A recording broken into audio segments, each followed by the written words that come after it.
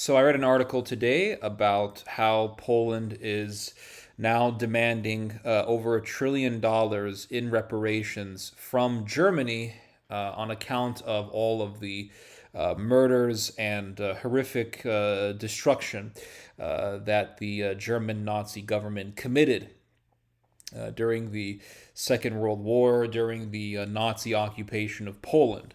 The Poles accounted for all of the destruction, all of the damage, all of the millions of people that the Nazis murdered in Poland, the 6 million people that the Nazis murdered in Poland, and the Polish government has concluded that the Germans owe Poland over $1 trillion in reparations. Now, this doesn't really bother me at all. Of course, you're going to have people who will say things like, "Oh my God, can't these Poles get over it? Oh, this is just some politically correct SJW garbage talking about the past all day. Just it's just like people in America complaining about slavery and racism. Can't they just get over it?" And it's like, well, no, no. If you murder millions of people, you shouldn't be surprised if decades later they're still talking about it, and you should not be surprised if they're going to be asking you for damages. If they're going to be asking you for reparations, for payments to further better reconciliation between the two countries. It's not surprising at all. Germany did, in fact, butcher millions of people in Poland, and it wouldn't bother me one iota if Germany was pushed to pay the descendants of the victims money, or the country where they committed such destruction money. Now, with that said, one thing I want to add to this is that a lot of the people who were murdered, a lot of the Polish people who were murdered by the Nazi regime, the German government, were murdered through Germany's Ukrainian proxies.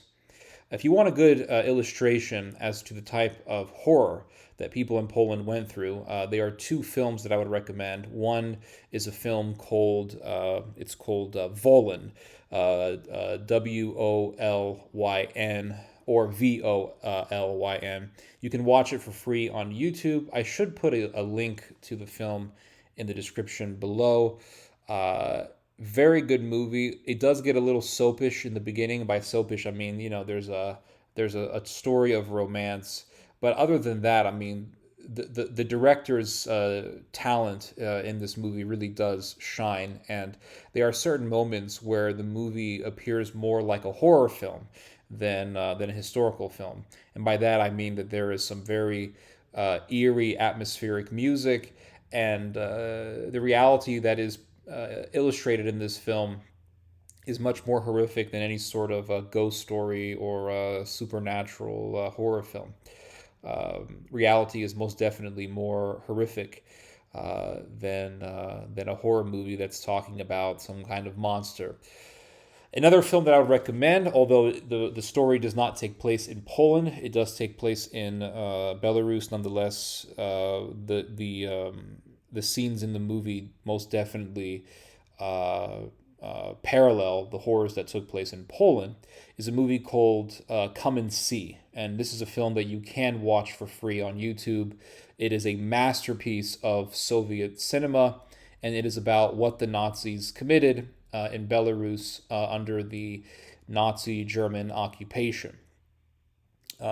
Again, the film's story takes place in Belarus, but nonetheless, the type of horrors that are presented in the film are pretty much what took place in Poland.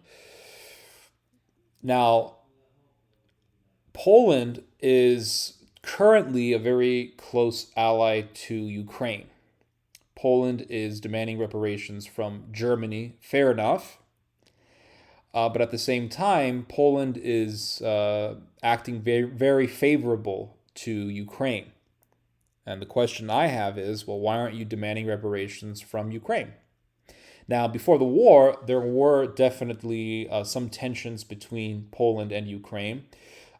because Ukraine continues to deny what Ukrainian nationalists committed in the 1940s during the Second World War.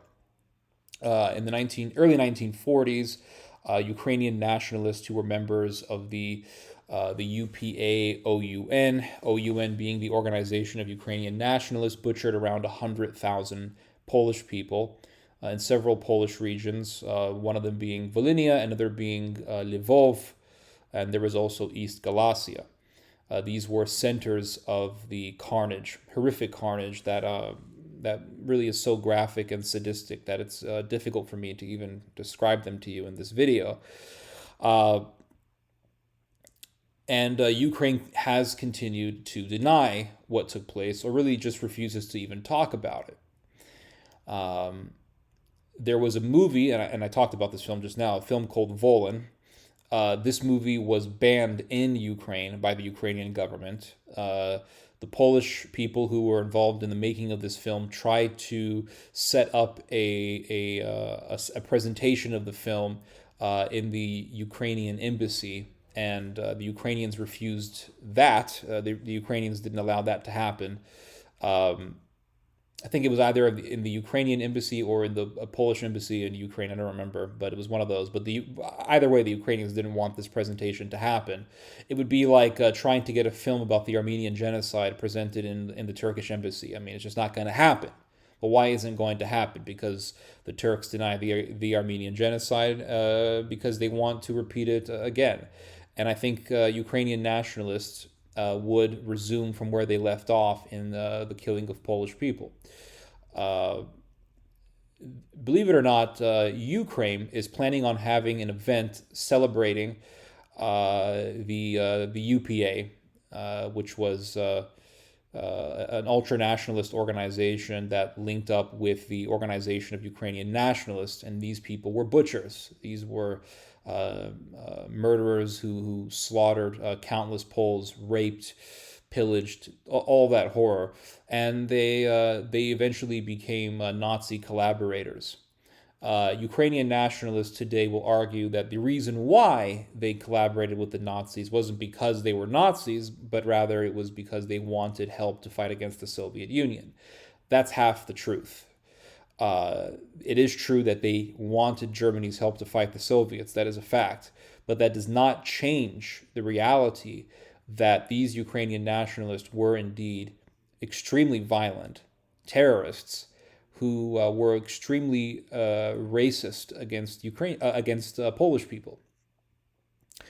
The Ukrainians will be having a celebration of this murderous organization soon. The Polish press has been talking about it, and they talk about how they're going to have some kind of a marathon to celebrate the 80th anniversary of the UPA. UPA stands for the Ukrainian Insurgent Army. And there's a Polish newspaper called Kresy. It's a great newspaper. I like it because, yes, it can be critical of Russia. At the same time, though, it doesn't mind being critical of Ukrainian nationalism, which to me is a breath of fresh air and is a good example of a balanced perspective. The title of this article says, "The Ukrainian Institute of National Remembrance is organizing an internet marathon to celebrate the 80th anniversary of the UPA." And there's going to be some nationalist bands who will be performing for this event. The fact is that the Ukrainians still celebrate these people. They still celebrate these murderers. And there's a story that I want to present to you guys that further illustrates Ukraine's reverence for these mass murderers. It's an article that came out in July. Actually, no, this is a different one. Here, December of 2021. 2022 will be the year of the UPA in Volhynia. Volhynia is the region where much of the killing took place. Much of the killing of Polish people took place. I'll read to you guys some of the article. It says here that the matter was discussed at the meeting of the Standing Committee for Education, Science, Information, etc., and Spiritual Development of the Volyn Regional Council. During the committee meeting, the deputies decided to recognize 2022 as the year of the Ukrainian Insurgent Army in connection with the 80th anniversary of the establishment of this criminal formation. So they're going to have this marathon festival soon And this marathon festival, this celebration of the UPA, is in connection with this government council in Ukraine making 2022 the year of the UPA. This is the year of the UPA, according to these Ukrainian officials.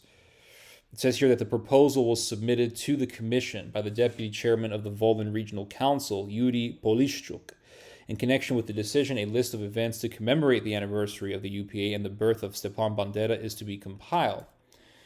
So people will argue, and this is a very, very common argument when anytime you bring up the problem of Ukrainian nationalism, people will say, well, Ted, the reason why the Ukrainians today celebrate these nationalists is not because they're Nazis. It's because these nationalists fought against the Soviets. That's the reason why. Well, that's part of the case, right? That's half the truth.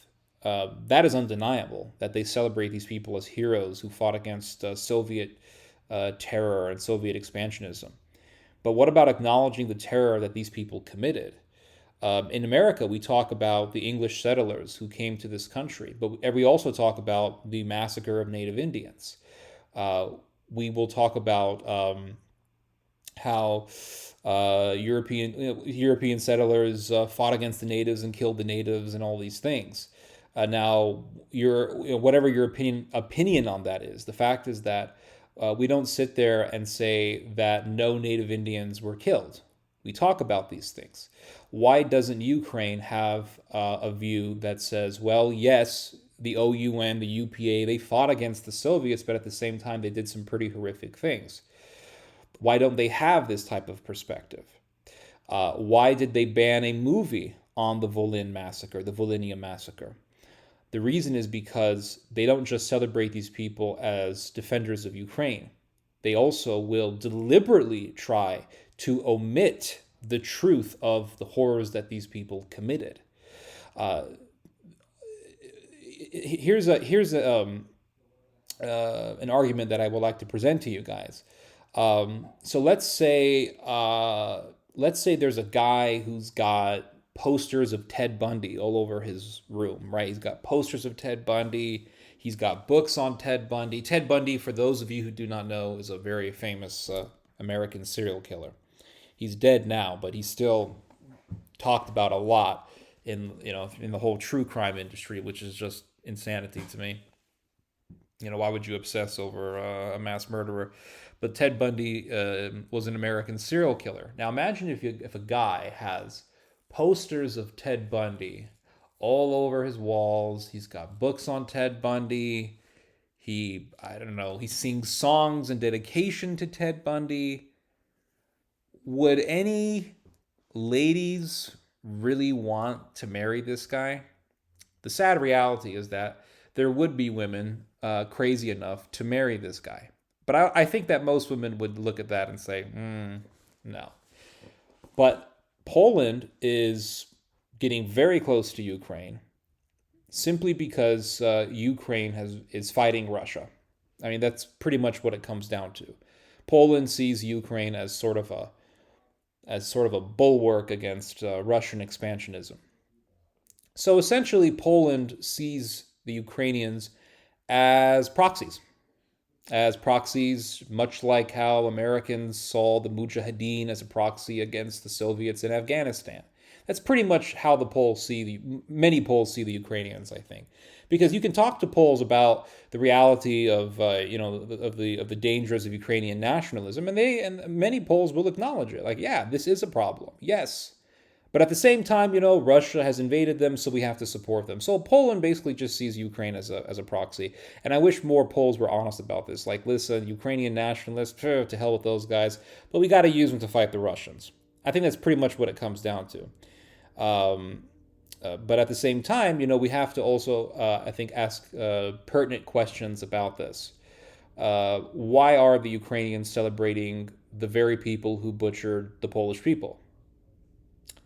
If the Poles are going to express their protest against Germany and demand justice from Germany, they should be demanding the same thing from Ukraine, regardless of the war that is taking place. Because let's say the Ukrainians, they're in this war, and let's say that because of Russian expansionism, that nationalism boosts up and rises up to the sky, and ultra nationalists become super popular, and the far right becomes super popular, and they start taking huge positions of influence.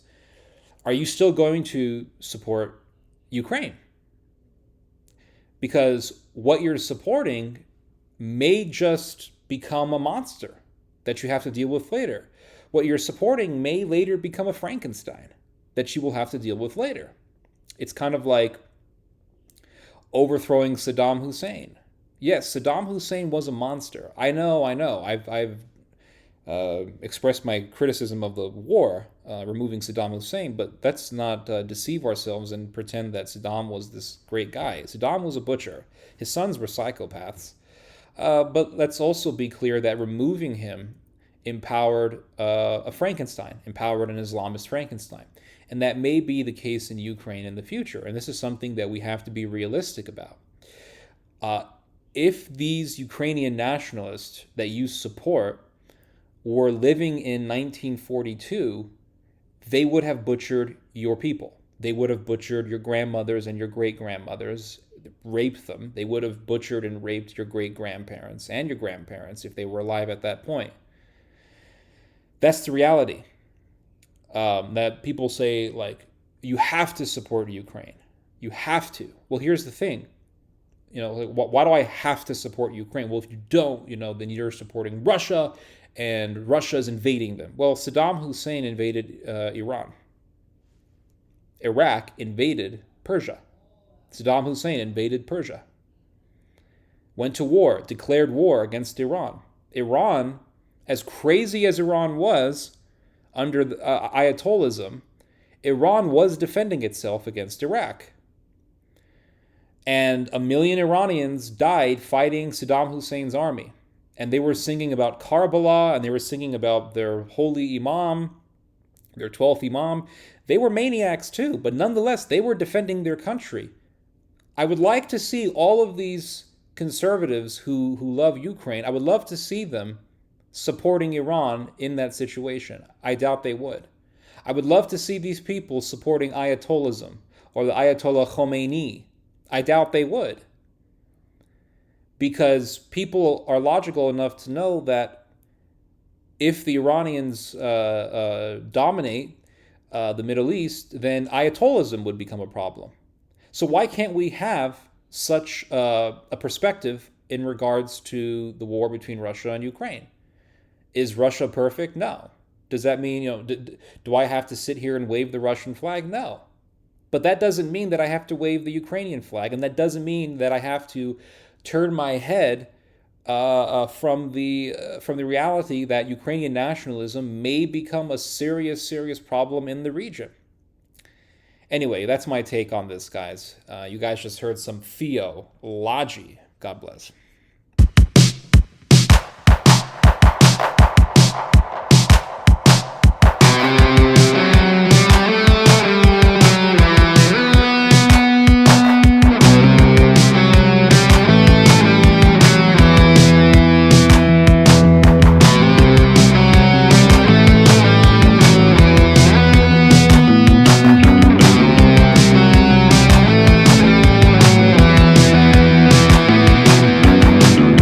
Скорей навстречу, сквозь солнце, бури, вечность. Неважно, утро, вечер, я буду с тобой,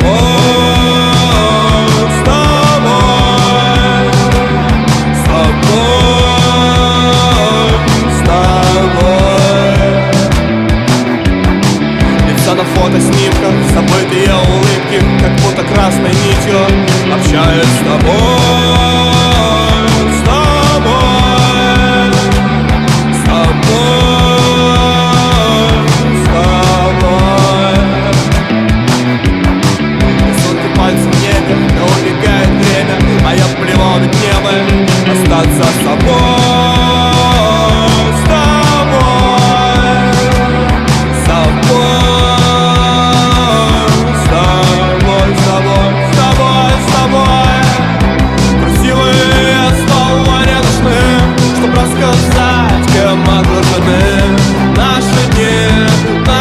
внимание. Пассивные бляди, тупые быки, красивые слова не нужны, чтоб рассказать, кем окружены.